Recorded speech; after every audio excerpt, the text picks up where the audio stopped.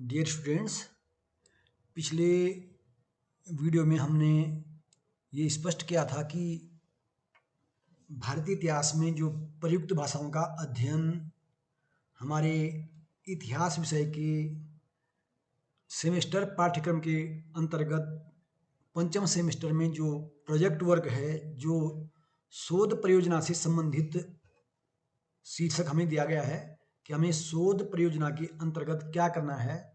उस संदर्भ में मैंने पिछला जो वीडियो बनाया था, तो उसमें मैंने बताया था कि ऐतिहासिक भाषाएं क्या हैं, किन भाषाओं को हम ऐतिहासिक भाषा कह सकते हैं, और उन ऐतिहासिक भाषाओं की परिभाषा, उनका अर्थ, ये मैंने आपको समझाया था।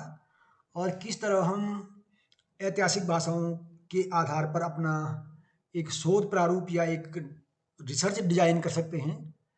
तो इस संदर्भ में मैं अपना आज का जो ये वीडियो है इसको प्रस्तुत कर रहा हूँ। और इसमें जो पिछला वीडियो था उसमें जो हमारा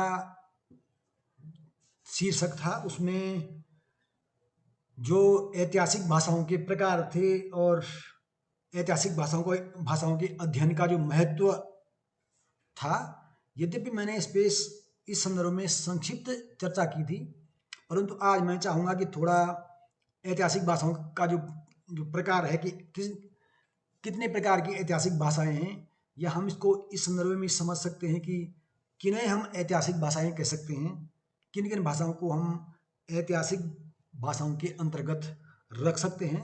थोड़ा उस पर मैं चर्चा करना चाहूँगा।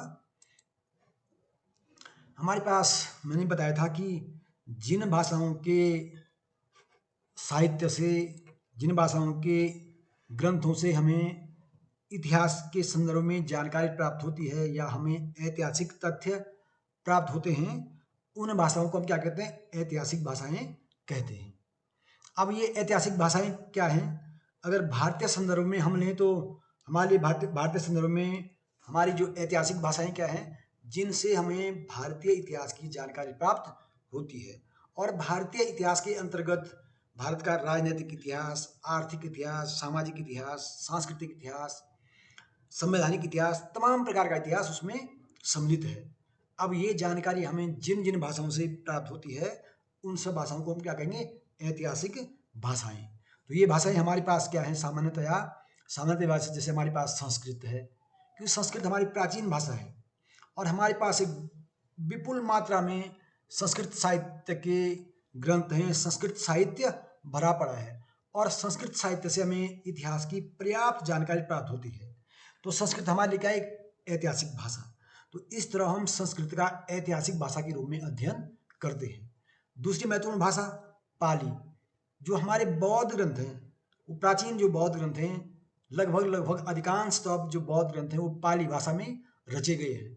तो इसलिए पाली क्या है? हमारे लिए जो बौद्ध साहित्य से जो जानकारी हमें प्राप्त होती है, बौद्ध साहित्य से हमें जो इतिहास जो हमें प्राप्त होता है, जो ऐतिहासिक तथ्य प्राप्त होते हैं, तो उस बौद्ध साहित्य का अध्ययन करने के लिए हमें पाली भाषा का अध्ययन करना आवश्यक है। और इस तरह पाली भाषा क्या है? हमारे लिए एक ऐतिहासिक भाषा है। इसी तरह मैंने बताया था प्राकृत, जिसमें कि प्राचीन जैन ग्रंथ रचे गए हैं। तो प्राकृत क्या है? हमें कि जैन ग्रंथों से हमें जो ऐतिहासिक तथ्य प्राप्त करने हैं, उनके लिए हमें प्राकृत की जानकारी होनी आवश्यक है। और प्राकृत भाषा के अध्ययन से हम जब जैन ग्रंथों का अध्ययन करते हैं, जैन साहित्य का अध्ययन करते हैं, या प्राकृत भाषा में रचे गए अन्य साहित्यिक हो या अन्य ग्रंथों का अध्ययन करते हैं, और उनसे जो हमें इतिहास की जानकारी प्राप्त होती है, तो इस तरह हमें क्या है? प्राकृत भाषा भी हमारे लिए क्या एक ऐतिहासिक भाषा है। ऐसे ही क्या हमारी अन्य क्षेत्रीय भाषा क्या है? कन्नड़ में जो साहित्य है, जिससे हमें इतिहास की जानकारी मिलती है, तो उसके लिए जरूरी है कि हम कन्नड़ का अध्ययन करें। तो इस तरह हम कन्नड़ भाषा का भी ऐतिहासिक भाषा के रूप में अध्ययन कर सकते हैं। ऐसे ही तमिल साहित्य एक विपुल साहित्य है तमिल भाषा में। जैसे आपने अध्ययन किया होगा कि हमारा जो हम एक संगम काल, जो दक्षिण भारत के संदर्भ में हम संगम काल का अध्ययन करते हैं, तो जो संगम काल है, संगम काल की जो जानकारी मिलती है, तमाम जो ऐतिहासिक जानकारी संगम काल के हमारे पास है, वो सब किसमें है? संगम साहित्य से।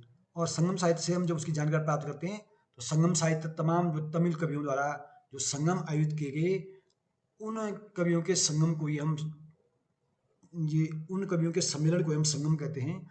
और संगम में तमिल भाषा का एक विपुल साहित्य संकलित किया गया है। तो तमिल भाषा भी क्या हमारी ऐतिहासिक भाषा के रूप में हमें तमाम ऐतिहासिक तथ्य, ऐतिहासिक जानकारी उपलब्ध करा। तमिल साहित्य में जो रचनाएं रची गई प्राचीन काल में, तो तमिल कवियों ने जो सम्मेलन किया मदुरई में, और जो 3 सम्मेलन हुए, उन सम्मेलनों में जो तमिल साहित्य का संकलन किया गया, और उस तमिल साहित्य से जो हमें तत्कालीन इतिहास की जानकारी प्राप्त होती है।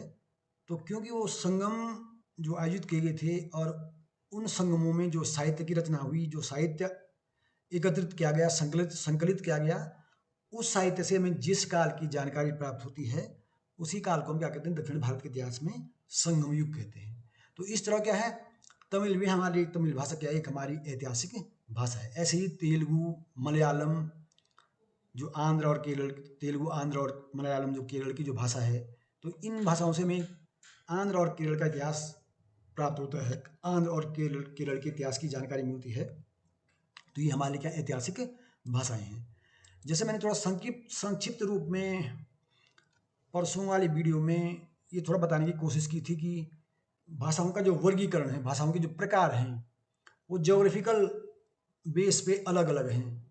जैसे हम भौगोलिक आधार पर अगर यदि भाषाओं का वर्गीकरण करें, तो उन्हें हम कह सकते हैं Indo European languages, Afro Asiatic languages, Sino Tibetan languages. और जो ये भाषा परिवार हैं, इंडो यूरोपियन भाषा परिवार, एफ्रो एशियाटिक भाषा परिवार, सिनो तिब्बतन भाषा परिवार, जो ये हैं, तो ये क्या है, ये भौगोलिक आधार पर भाषाओं का वर्गीकरण है। भारत और यूरोप की जो भाषाएं हैं, भारत जिनको भार यूरोपीय भाषाएं कहते हैं, इन भाषाओं में लैटिन, फारसी और संस्कृत भाषाएं आती हैं। और इन भाषाओं जो मूल 3 भाषाएं हैं, लैटिन, फारसी और संस्कृत, इन भाषाओं से कई भाषाओं का उदय हुआ है, कई भाषाओं की उत्पत्ति हुई है।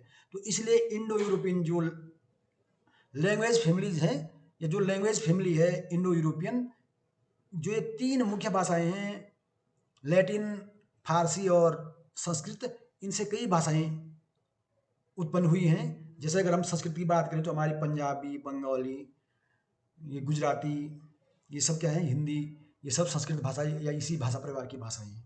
ऐसे ही जो एफ्रो एशियाटिक भाषाएं हैं, या सिनो तिब्बतन, जो चाइना और तिब्बत की जो भाषाएं हैं, चीनी और तिब्बत की जो भाषाएं हैं, तिब्बती जो भाषा है, चीनी भाषा है, इन भाषाओं का एक परिवार है, और इन भाषाओं से कई भाषाओं का उदय हुआ है। ऐसे ही हम भाषाओं का वर्गीकरण काल के आधार पर भी कर सकते हैं। माने प्राचीन काल की जो भाषाएं थी, उनको हम एंशिएंट क्लासिकल लैंग्वेजेस कहते हैं। जो प्राचीन काल की शास्त्रीय भाषाएं थी, जैसे संस्कृत हो गई, ये अपने आप में क्या कहते हैं, एक शास्त्रीय भाषा, इसको हम कहते हैं क्लासिकल लैंग्वेज कहते हैं।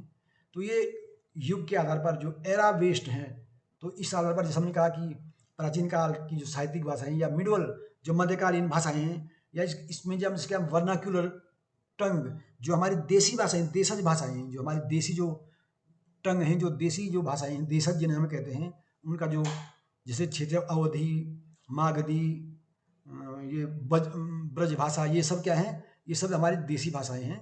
तो ये हम इस तरह भाषाओं का वर्गीकरण कर सकते हैं। अब जो ऐतिहासिक भाषाएं हैं, उनके अध्ययन का क्या महत्व है, थोड़ा इस पर भी हम प्रकाश डालना चाहेंगे कि ऐतिहासिक भाषाओं के अध्ययन का महत्व क्या है। ऐतिहासिक भाषाओं के अध्ययन से हम विभिन्न भाषाओं में लिखित अभिलेखों एवं ऐतिहासिक एवं साहित्यिक ग्रंथों का अध्ययन कर उनसे जो प्रमाणिक ऐतिहासिक जानकारी होती है, उसको हम प्राप्त करते हैं, और उसके आधार पर हमारा जो इतिहास लेखन होता है, जो हमारा ऐतिहासिक जो जानकारी होती है, वो इतिहास हमारे पास और समृद्ध होता है। ऐतिहासिक भाषाओं के अध्ययन से हमें विभिन्न भाषाओं में वर्णित इतिहास, जैसे जो इतिहास के विभिन्न प्रकार हैं, जैसे राजनीतिक इतिहास, सांस्कृतिक इतिहास, सामाजिक इतिहास, आर्थिक इतिहास, संवैधानिक इतिहास, तमाम प्रकार के जो इतिहास के विभिन्न क्षेत्र हैं, इन सब की जानकारी हमें इन भाषाओं के अध्ययन से प्राप्त होती है। तो ऐतिहासिक भाषाओं के अध्ययन का महत्व आप इस तरह समझ सकते हैं कि इन भाषाओं के अध्ययन के द्वारा हम क्या समझ सकते हैं, हम अपनी पिछली पीढ़ी, अपनी संस्कृति, अपनी सांस्कृतिक विरासत को, अपनी सामाजिक चेतना को, अपने नैतिक मूल्यों को समझ सकते हैं इन भाषाओं के अध्ययन से।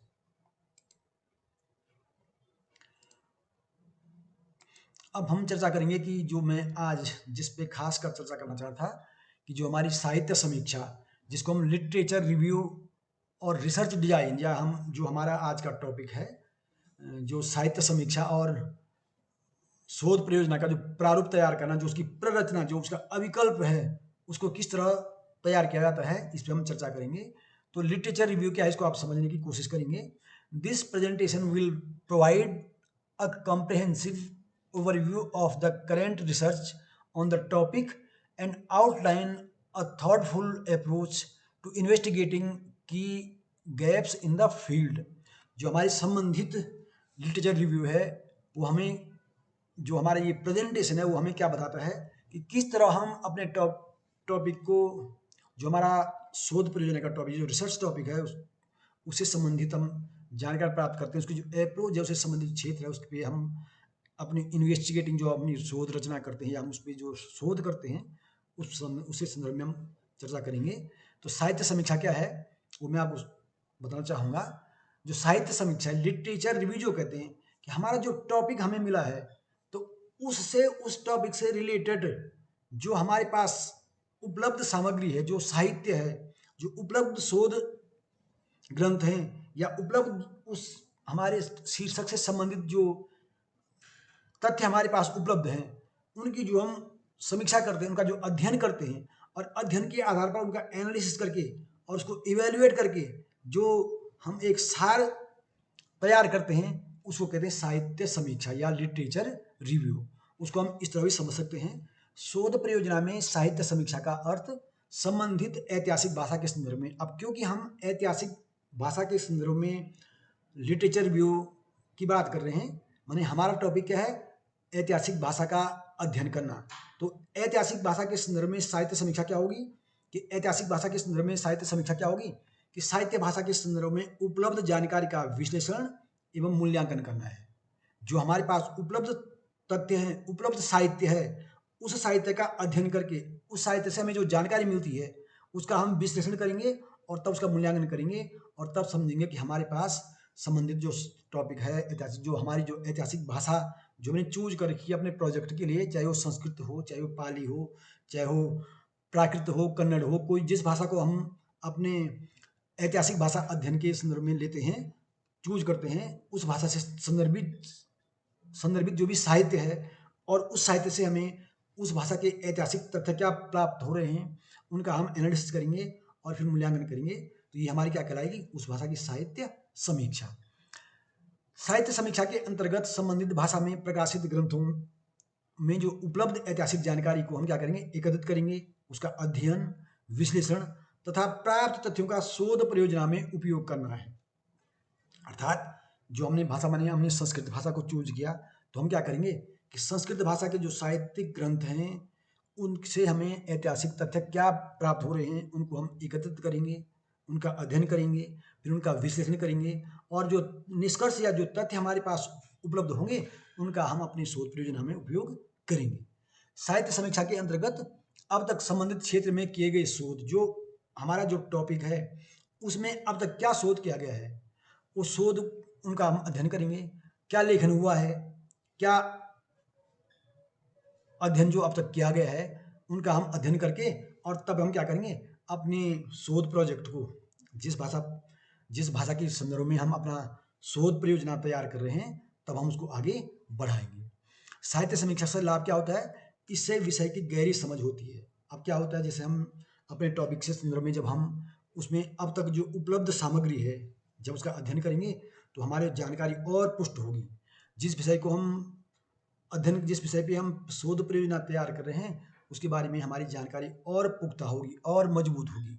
अब जैसे माना, अगर हम पाली भाषा के बारे में अपना शोध प्रोजेक्ट तैयार कर रहे हैं, तो हम क्या करेंगे, पाली भाषा में जो भी उपलब्ध साहित्य है, उसका अध्ययन करेंगे, और ये जानने की कोशिश करेंगे कि पाली भाषा में जो साहित्य है, जो हमने जिसका हम अध्ययन कर रहे हैं, उसमें ऐतिहासिक तथ्य क्या है, किस प्रकार के इतिहास की जानकारी हमें प्राप्त हो रही है। तो इस समय क्या होगा, पाली भाषा की भी गहरी समझ होगी, और पाली भाषा से जो ऐतिहासिक तथ्य हमें प्राप्त हो रहे हैं, उनको भी हम समझ पाएंगे। इससे उपलब्ध जानकारी का उपयोग करने में सरलता होती है। अब क्या होता है, जब हम लिटरेचर रिव्यू करते हैं, साहित्य समीक्षा करते हैं, तो उससे क्या होता है, जो जानकारी हमें प्राप्त होती है, हम सरलता से अपने प्रोजेक्ट में यूज कर सकते हैं कि इस पाली भाषा में ये जानकारी, ऐतिहासिक तथ्य मिले, इन ग्रंथों में ये इस बारे में लिखा गया है, इस शासक के बारे में, इस प्रकार की सामाजिक व्यवस्था, तमाम इन चीज़ों का हम वर्णन कर सकते हैं। साहित्यिक समीक्षा से क्या होता है? साहित्य समीक्षा से हमें शोध कार्य में सहायता मिलती है। जैसे मैंने कहा ना कि शोध कार्य में सहायता कैसे, जैसे हमें जो तथ्य प्राप्त होंगे उनका हम अपने प्रोजेक्ट वर्क में उनका उपयोग करेंगे।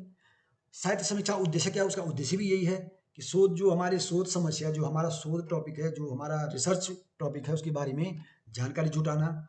पिछले जो उपलब्ध शोध हैं, जो अब तक यदि अब तक उस भाषा के संदर्भ में कोई शोध कार्य हुआ है तो उसके निष्कर्षों को हम क्या करेंगे, पढ़ेंगे और उन निष्कर्षों की तुलना अपने अध्ययन से करेंगे। और इससे क्या होगा, हमारा जो शोध साहित्य होगी, जो हमारी साहित्य समीक्षा क्या होगी, और भी पुष्ट होगी। हमारा जो जिस टॉपिक पे हम शोध कार्य कर रहे हैं या जिस टॉपिक पे हम रिसर्च वर्क कर रहे हैं वो और भी मजबूत होगा, और भी पुष्ट होगा, और हमारी जानकारी और बेहतर होगी। यही उसका उद्देश्य भी है। किसका? लिटरेचर रिव्यू का उद्देश्य भी यही है। उसका पर्पज एंड ऑब्जेक्टिव्स क्या हैं? Conduct a rigorous literature review to understand the current state of research in this field. जिस फील्ड में हम, जिस क्षेत्र में हम शोध कर रहे हैं उसके बारे में हम जान सकेंगे कि अब तक इस क्षेत्र में क्या शोध हुआ है, या अब तक इस क्षेत्र में क्या क्या जानकारी हमें प्राप्त है। आइडेंटिफाई की gaps and unanswered questions that warrant further investigation. अब जब हम लिटरेचर रिव्यू करेंगे, उसके बारे में जो उपलब्ध तथ्य हैं उनका अध्ययन करेंगे, तो हमें ये पता चलेगा कि जो शोध अब तक हुआ है इस फील्ड में, उसमें क्या कमी रह गई है, और कैसे हम आगे इसमें और शोध या अनुसंधान कर सकते हैं। Develop a thoughtful research design to address these critical knowledge gaps. जब हम लिटरेचर रिव्यू करते हैं तो हमें आगे अपना जो शोध प्रारूप हम तैयार करेंगे, जो शोध परियोजना हम तैयार करेंगे, उसके बारे में एक आलोचनात्मक जो ज्ञान हमें मिलता है कि हाँ, अब तक ये जानकारी दी गई है, इसमें ये चीज़ें होनी चाहिए थी और ये इसमें नहीं हो पाई है, तो हमें क्या होगा, एक आलोचनात्मक नॉलेज होगा, और उससे क्या होगा, हमारा जो टॉपिक है, जो रिसर्च टॉपिक हमारा होगा, उसको आगे बढ़ाने में हमें सहायता मिलेगी। रिसर्च डिजाइन, जो हम जब शोध प्रारूप तैयार करते हैं तो उसमें किस रूप से हम क्या करेंगे, मेथोडोलॉजी का प्रयोग करेंगे, उस पर हम थोड़ा अभी चर्चा करेंगे। एक बार हम ये समझ लेंगे शोध प्रारूप कैसे तैयार किया जाता है, कि जो रिसर्च डिजाइन है वो कैसे हम उसको एक फ्रेम में फिट करें, कैसे हम एक शोध प्रारूप को तैयार करें, एक शोध अभिरचना या प्ररचना जो हम उसको तैयार कैसे करें। इसके लिए सबसे पहले हम क्या करना पड़ेगा, हमें जो हमारा टॉपिक है ऐतिहासिक भाषा का अध्ययन, तो सबसे पहले हम अपने शोध प्रारूप को तैयार करने से पहले हम क्या करेंगे, पहले एक प्रोजेक्ट टाइटल, अर्थात हम अपने ये तय कर लेंगे कि हम किस भाषा पर शोध करना चाहते हैं, या किस ऐतिहासिक भाषा पर हम अपना शोध प्रोजेक्ट तैयार करना चाहते हैं। अब उदाहरण के लिए हम संस्कृत को भी ले सकते हैं, पाली को ले सकते हैं, प्राकृत को ले सकते हैं। तो हमारा प्रोजेक्ट जो टाइटल है वो क्या होगा कि हमने लिख दिया संस्कृत ऐतिहासिक भाषा के रूप में संस्कृत साहित्य का अध्ययन। इस तरह हम एक टाइटल बना सकते हैं, या हम ये भी कर सकते हैं ऐतिहासिक भाषा के रूप में संस्कृत का अध्ययन। आपका टाइटल थोड़ा इधर उधर हो सकता है, उसका अर्थ वही है, ऐतिहासिक भाषा के रूप में संस्कृत साहित्य का अध्ययन, या ऐतिहासिक भाषा के रूप में संस्कृत का अध्ययन, या संस्कृत साहित्य का ऐतिहासिक भाषा के रूप में अध्ययन।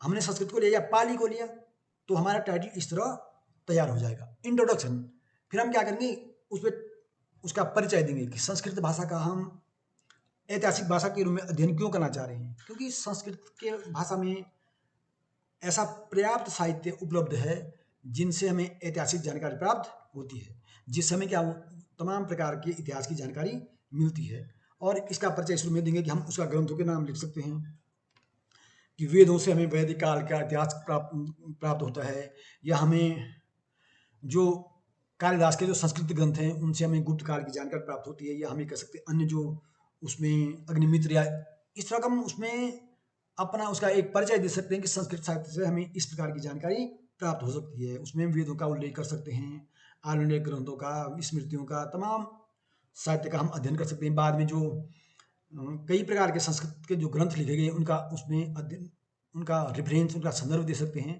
तो ये हमारा परिचय हो जाएगा, इंट्रोडक्शन हो जाएगा कि जो हमारा संस्कृत भाषा का हम ऐतिहासिक भाषा के रूप में जो अध्ययन कर रहे हैं, क्यों कर रहे हैं, उसको हम क्या करेंगे, उसमें डिफाइन करने की कोशिश करेंगे। Broad area of subject.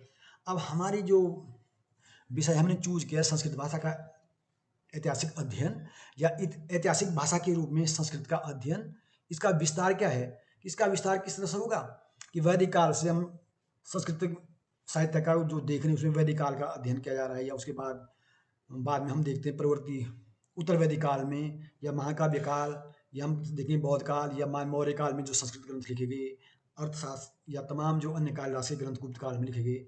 तो इन सब का क्या होगा, हमारे एरिया क्या होगा, एक सब्जेक्ट एरिया हो जाएगा। देखो हम संस्कृत साहित्य की संस्कृत भाषा का जब हम ऐतिहासिक भाषा के रूप में अध्ययन करते हैं तो उस समय क्या होती है, वैदिक काल की, उत्तर वैदिक काल की, महाकाव्य काल की, या हम कह सकते हैं बाद में मौर्य काल की, गुप्त काल की जानकारी प्राप्त होती है। स्पेशलाइजेशन, हमारा विशिष्ट अध्ययन क्या है कि संस्कृत भाषा के बारे में उन विभिन्न विशिष्ट कि हम किन किन ग्रंथों को ले रहे हैं, या तो हम वैदिक साहित्य को ही लें, अन्यथा क्या हो जाएगा, अन्यथा हमारा टॉपिक बहुत वास्ट हो जाएगा, हमारे पास बहुत सारे ग्रंथ हो जाएंगे।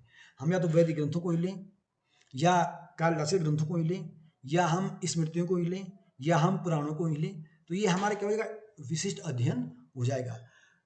Review of research and development in the proposed area. अब जिस टॉपिक को हमने लिया है उसका रिव्यू, जैसे मैंने अभी लिटरेचर रिव्यू की बात की है, वही उसमें क्या आ जाएगा, इस टॉपिक में वही चीज़ें आ जाएंगी। Objectives of the proposed project. अब इसका उद्देश्य क्या है कि इसका उद्देश्य, जो हमारा टाइटल हमने जो लिया है अपने रिसर्च प्रोजेक्ट के लिए, जो टाइटल हमने लिया है कि ऐतिहासिक भाषा के रूप में संस्कृत का अध्ययन, तो उसका उद्देश्य क्या है कि संस्कृत भाषा में जो भी उपलब्ध ऐतिहासिक तथ्य हैं उनकी जानकारी प्राप्त करना और उनसे इतिहास को समृद्ध करना, या ये स्पष्ट करना कि संस्कृत साहित्य से किस प्रकार की इतिहास की जानकारी प्राप्त होती है। मेथडोलॉजी, जो हमारी शोध विधि है, जो शोध प्रविधि है कि हम किस तरह अपना शोध बढ़ाएंगे, तो हम इसको एक मिश्रित विधि भी कह सकते हैं। हम क्या करेंगे कि हम विभिन्न साहित्यिक ग्रंथों का अध्ययन करेंगे, विभिन्न, अगर कोई संस्कृत के ज्ञाता विद्वान हैं तो उनसे संस्कृत के बारे में उनका इंटरव्यू ले करके उनसे संस्कृत के बारे में जानेंगे, या अन्य किसी ने प्रोजेक्ट तैयार किया है तो उसका हम अध्ययन करेंगे। तो इस तरह हम क्या करेंगे, मिश्रित पद्धति का उपयोग करते हैं। साक्षात्कार हो सकता है, एक विश्लेषणात्मक विधि हो सकती है, संश्लेषणात्मक विधि हो सकती है कि हम पहले तथ्यों को एकत्रित करें, फिर उनसे उन तथ्यों से विभिन्न जो निष्कर्ष होगा उसका सार निकालें। और जो आठवां टॉपिक क्या होगा, नीड रेफरेंस, संदर्भ, अर्थात हमने अपनी शोध परियोजना में किन किन ग्रंथों का अध्ययन किया उनको हम क्या कहते हैं, संदर्भ में लिखने की। जब हमने वेदों का अध्ययन किया तो वेदों क्या, उसमें ऋग्वेद, यजुर्वेद, सामवेद, अथर्ववेद या अन्य जो रचनाएं उनकी जो संहिताएं हैं, ब्राह्मण संहिताएं, उनका जिक्र आ जाएगा। तो ये क्या हो जाएगा, हमारा रेफरेंसेज। तो ये एक जो मैंने एक उदाहरण के लिए केवल आपके सामने एक एग्जाम्पल के लिए कुछ टॉपिक रखे हैं, इनको आप अलग तरीके से भी क्या कर सकते हैं, इन टॉपिक को रख सकते हैं। इनमें थोड़ा बहुत हेर फेर हो सकता है, क्योंकि आप देखेंगे कि शोध प्रोजेक्ट तैयार करने के लिए कई अलग अलग ढंग से भी आप क्या कर सकते हैं, उसको टॉपिक को आगे पीछे करके थोड़ा अलग ढंग से इसको क्या कर सकते हैं, डिफाइन कर सकते हैं। अब जैसे मैं आपको दिखाऊंगा कि एक जो किताब, एक बुक है रिसर्च मेथोडोलॉजी, तो उसमें शोध परियोजना का जो प्रारूप है, जो शोध परियोजना की जो प्ररचना है, जो अभिकल्प दिया गया है, वो इस प्रकार दिया गया है। इसमें क्या दिया गया, पहले शोध का विषय कि जो मैंने कहा था टाइटल, अध्ययन की प्रकृति कि किस प्रकार का आप अध्ययन करेंगे, प्रस्तावना क्या होगी, शोध परियोजना के उद्देश्य क्या होंगे, अध्ययन का जो सामाजिक, सांस्कृतिक, राजनीतिक एवं भौगोलिक संदर्भ महत्व क्या होगा कि ये किस तरह आप इसको डिफाइन करेंगे, अध्ययन की जो हमारा रिसर्च प्रोजेक्ट है उसकी अवधारणा क्या होगी, चर एवं उसकी प्रकल्पना क्या होगी, काल उसमें किस कालखंड का आप उसमें अध्ययन करेंगे, जो तथ्य हैं उन तथ्यों का कैसे आप संकलन करेंगे, कैसे उनका विश्लेषण करेंगे, और सर्वेक्षण का जो आपने सर्वे किया है, अगर शोध परियोजना में आप सर्वे करते हैं तो कैसे करेंगे। तो इस तरह भी जो मैंने अंग्रेजी में दिया जो और जो हिंदी में दे रखा है, आप दोनों में से किसी को अपना सकते हैं जो आपको सरल लगे। और ये टॉपिक कम ज़्यादा भी हो सकते हैं, जरूरी नहीं है आप इतने टॉपिक लें, आप अपने ढंग से भी इसको क्या कर सकते हैं, इन टॉपिक को कम ज़्यादा कर सकते हैं। लेकिन इसमें एक महत्वपूर्ण बात रह गई कि इसमें सबसे बड़ी बात क्या है कि एक चैप्टराइजेशन, अध्यायीकरण। आप जब शोध प्रारूप तैयार करेंगे तो उसमें आपका क्या होगा, अध्यायीकरण अध्यायीकरण होना बहुत जरूरी है कि इसमें अध्याय क्या करेंगे आप। जैसे पहले आपने प्रस्तावना ले लिया, फिर उसमें लिखेंगे संस्कृत साहित्य का जो संस्कृत साहित्य में उपलब्ध तथ्य, संस्कृत साहित्य में ऐतिहासिक तथ्यों का विश्लेषण, या संस्कृत साहित्य का इतिहास में महत्व, और अंत में एक निष्कर्ष बना करके आप उसको क्या कर सकते हैं, एक शोध प्रारूप को, अपना शोध प्रारूप तैयार कर सकते हैं। जरूरी नहीं आप पूरे ये आर तो एक शोध प्रारूप तैयार करने का एक खाका है हमारे पास, एक डिजाइन है। अन्यथा आप जो प्रोजेक्ट तैयार करेंगे, जो आप शोध जो एक शोध परियोजना तैयार करेंगे, उसमें आपके टॉपिक क्या होंगे, उसकी प्रस्तावना, उसका विषय क्षेत्र, और उसके जो आपने संबंधित जो तथ्य प्राप्त किए उनका महत्व, और फिर उसका अध्ययन, और अंत में उसका निष्कर्ष आ जाएगा। तो ये 5 किन्हीं भी 5 चैप्टर या 5 टॉपिक बना के 5 बिंदु बना करके आप अपनी शोध परियोजना तैयार कर सकते हैं। जैसे मैं कहता था कि रिसर्च डिजाइन, तो इसमें मेथोडोलॉजी क्या अपनाएंगे, मिक्स्ड मेथड, जैसे मैंने कहा था मिश्रित शोध प्रविधि, combining quantitative analysis of longitudinal data sets and in depth quantitative interviews. ये आप क्या करेंगे, मिक्स शोध विधि अपनाएंगे। उसमें आप इंटरव्यू भी ले सकते हैं, आप जो आपके जो प्रमाणिक तथ्य हैं उनका विश्लेषण कर सकते हैं, आप जो आंकड़े आपके पास दिए गए उनका आप अध्ययन कर सकते हैं। तो ये क्या होगी, मिश्रित विधि हो गई। स्टैटिस्टिकल मॉडलिंग, जो सांख्यिकीय जो प्रतिरूपण है, एक सांख्यिकीय, अब ऐतिहासिक अध्ययन में सांख्यिकी का अध्ययन थोड़ा कम होता है, कि जो सांख्यिकी जो हमारे आंकड़े हैं, जो हमारे डेटा होते हैं, उनका यूज थोड़ा कम होता है। लेकिन फिर भी अगर आपको कोई आंकड़े मिलते हैं कि इस काल में संस्कृत बोलने वाले इतने थे, इस काल में इतने थे, अगर ऐसी कोई जानकारी मिल जाती है तो आप ऐसे आंकड़े भी जुटा सकते हैं। तो ये मैंने आपको शोध प्रारूप के बारे में बताया।